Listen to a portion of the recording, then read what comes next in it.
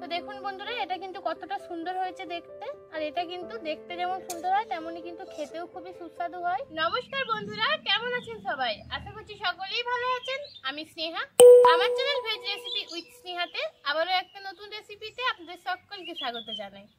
বন্ধুরা, আজ আমি আপনাদের সঙ্গে শেয়ার করব আঙ্গুর ফল দিয়ে চাটনি। আপনারা তো অনেকেই অনেক ধরনের চাটনি খেয়েছেন, কিন্তু আজ আমি আপনাদের সঙ্গে শেয়ার করব একদম ভিন্ন স্বাদের একটা চাটনি। তাহলে চলুন বন্ধুরা, আপনারা প্লিজ পুরো ভিডিওটি স্কিপ না করে দেখতে থাকুন। বন্ধুরা, এরপর আঙ্গুরের চাটনিটা আমি তৈরি করে নেব।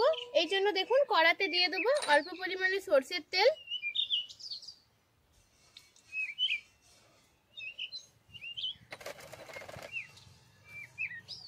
এরপর এখানে আমি দেবো অল্প পরিমাণে হিং। হিংয়ের পরিমাণ কিন্তু খুবই অল্প দিতে হবে।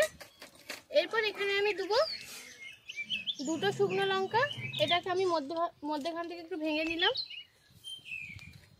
এরপর দেবো অল্প পরিমাণে কালো জিরে,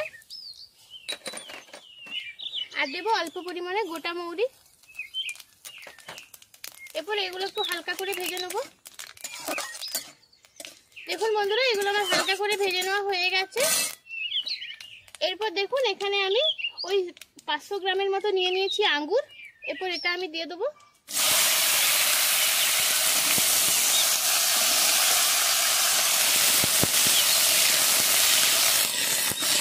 এটা একটু হালকা করে ভেজে দেবো।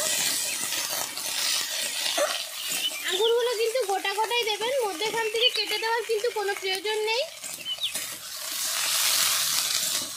এটা এরকম হালকা করে একটু ভেজে নেব। দেখুন, এরপর একটু দেবো পরিমাণ মতো লবণ। আঙ্গুরের চাটনিতে কিন্তু কোনো প্রকার জল ইউজ করা যাবে না, এতে কিন্তু টেস্টটা সম্পূর্ণ চেঞ্জ হয়ে যাবে।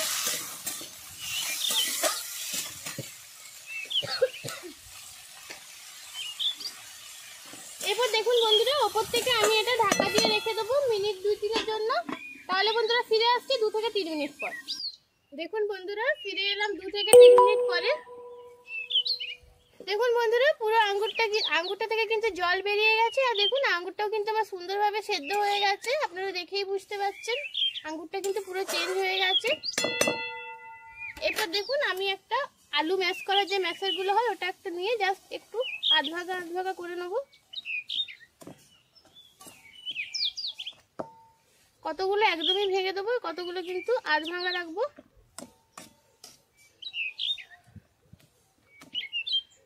এরকম হালকা করে কিন্তু একটু আধ ভাঙা করে নিতে হবে। এরপর আমি এখানে দেবো পরিমাণ মতো হলুদের গুঁড়ো, আর দেবো পরিমাণ মতো লঙ্কার গুঁড়ো।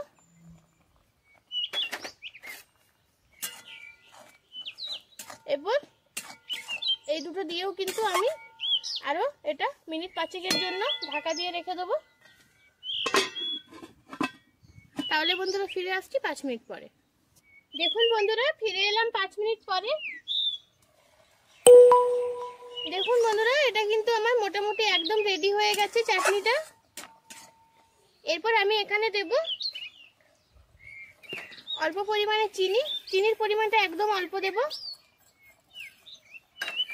আর এখানে দেব বেশ অনেকটা পরিমাণে গুড়। এই চাটনির প্রধান উপকরণ কিন্তু গুড়। এটা কিন্তু গুড় দিয়ে করতে হবে, গুড় দিয়ে করলে কিন্তু খেতে বেশি ভালো হয়।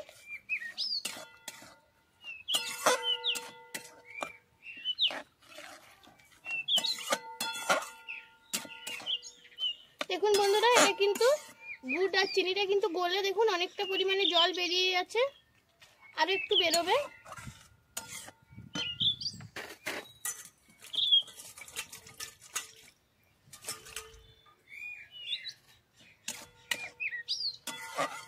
দেখুন বন্ধুরা, এরপর ওপর থেকে আমি দেব ভাজা মশলা। ভাজা মশলা মানে এটাকে আমি শুকনো লঙ্কা আর গোটা জিরে আর গোটা মৌরি একটু ভেজে গুঁড়িয়ে রেখেছিলাম, সেটাই দিয়ে দিচ্ছি।